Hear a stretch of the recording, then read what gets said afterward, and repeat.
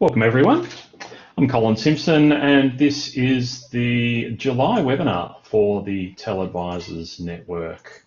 Today we are going to be having a look at HyFlex Teaching, what happens behind the scenes, and our presenters are a range of learning designers, academic developers, education technologists from around Australia. Just as a quick introduction, if you're not familiar with the group, TELedvisors Network is a community of practitioners made up of people working as education technologists, learning designers, academic developers, and in a host of similar roles. So, Kym Schutz, educational technologist at the University of Adelaide since 2017. He's previously been an e-learning manager, interactive multimedia developer, and instructional designer at TEFSA.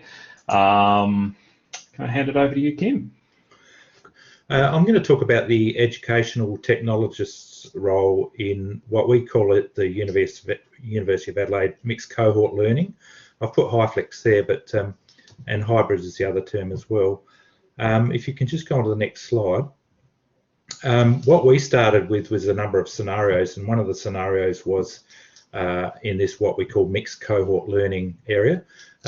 Is the one on screen now. So a class has got 30 enrolments, 10 online, 20 face-to-face. You might want to have an external expert practitioner who comes in as a guest and engages with the class, and then later the students work in groups of 6. Some might be local, some might be remote, but the external practitioner or the expert's able to engage with the class. So we came up with about 6 or 7 scenarios, and then our IT people built a system to enable us to do this as a pilot. So next slide shows how our room is set up. That image on the right looks a bit basic. That's actually the touch panel that was specially built, and it works on like iPad type device. And it sort of shows, what I like about it, it really shows that the layout of the room on the bottom left shows the groups where they sit, and it shows how the presenter or the teacher touches presentation or breakout groups, which are the 2 types. Next slide, thanks. Yeah, as I just said, the layout there showing how the presentation, if it's the left button at the top, the teacher stands at the front and talks to the whole class in groups, and I'll show you how that works with the remote students in a moment. Or if you click on the right hand side, it's a slightly different technical setting where the students break out into individual groups. And on the next slide, I'll just talk about what it looks like. We've got about 6 of these what we call pods in 2 rooms, and this is basically the setup. Each is specifically designed with equipment that has an overhead microphone at the top. If you click the next slide, yeah, this one. So you can see the little directional microphone at the top. That's actually been accurately or audio specifically built so that it picks up everyone sitting at the table. So it's up to about 5 or 6 students sitting in each group table, and they talk, and then the students that are remote, and that could be normally up to maybe 5 or 6 as well, they come up in a Zoom screen on that screen showing, and you can see there's 3, but there's actually 6 tables, and at each of the tables there's separate groups. Just getting a bit of background noise there. There's Zoom showing the students talking remotely, and they come up on the screen. And just down below there's the camera, and the keyboard comes out from those little areas shown in the red area in the bottom right. Just going on to the next slide.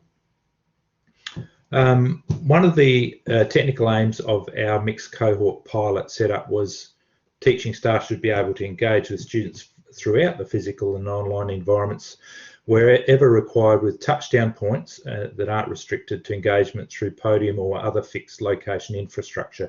Now, everything I've sort of shown you so far looks a bit fixed, but the idea is to make it so that it's not totally fixed, and so we've got the ability for the teacher to move around. Actually, if you just go to the next slide, just a couple of ways we've made that happen. Teacher has a lapel microphone so they can move around the room, and while they're talking they can be in presentation mode, so all students in the room or remotely get to see the one presentation. But then when they click on breakout groups, it effectively separates each of the groups off into their own unique Zoom ID, because we are using Zoom, and effectively they're separated off, but the teacher or presenter can walk around the room and talk to the group separately. So you can flick back and forth between presentation or breakout group mode. Next slide, thanks. So a lot of this has been set up and designed by our IT, informational technology staff. So what's the role of the educational technologist? Next slide. I actually think, as an educational technologist, one of the probably most important things for me is to understand how it all works. And the main reason for that is just because quite often the technology staff and the course, it's like technology staff often don't know about how a course is set up. And the other thing is that the technology is not really well understood by the teachers and the students. So one of the big things about an educational technologist is knowing exactly how all of the room setup works, being able to help out if something goes wrong. And so that's, I guess, the number one thing that an ET, educational technologist, does. Next slide. One of the things I have done, because we're quite early in this pilot, is to set up a Canvas. We use Canvas, by the way, a My Uni Canvas course, which is a community of practice site that is sitting in the LMS so that people can share their learnings and their documents. And you can see there's a video there that's one of our sort of show and tell type videos of how the system works. And it actually shows demonstrations of students sitting around in the class. There's also resources and things as well. So that's an example of the staff resource page from our course site. Next slide. The other thing about being an educational technologist is to advise and develop practices for this environment. Excuse the capital T not missing there, teaching and learning. Just simple things like, this is something that's come from Paul, who I think was here today from Uni Adelaide, and Iman, my offsider at Uni Adelaide. Ideas on how to blur your background in Zoom. For example, students need to have some privacy if they're one of the online students working at home, so just little sheets and stuff on how to do that, how to raise their hand and ask a question, or how to mute and unmute. So the basic things that we're doing in this session today, sheets and stuff that need to be sent out to students. And the other one, further down there, quick sheet, how to access your class. And how to share, work collaboratively on Word, Excel and other documents. Just a quick note there, we're using Box because we found out that Box actually worked better than Google Docs because of our account system at the uni, and so students can collaboratively work on a document at the same time. And lastly, there's some notes, just lost that slide there, the last one. Yeah, just give me a sec. Sorry about that. It's all right. It's okay, Colin, that's all right. Just some of the principles and guidelines that was on that last slide. I've actually shared that in the shared files. This was some of the principles and guidelines that we had set up and worked for this mixed cohort pilot that we're doing at Uni Adelaide. It is very small at the moment. We've done what do we call it, bespoke equipment to get it working, and we've actually got a number of classes that are using it now.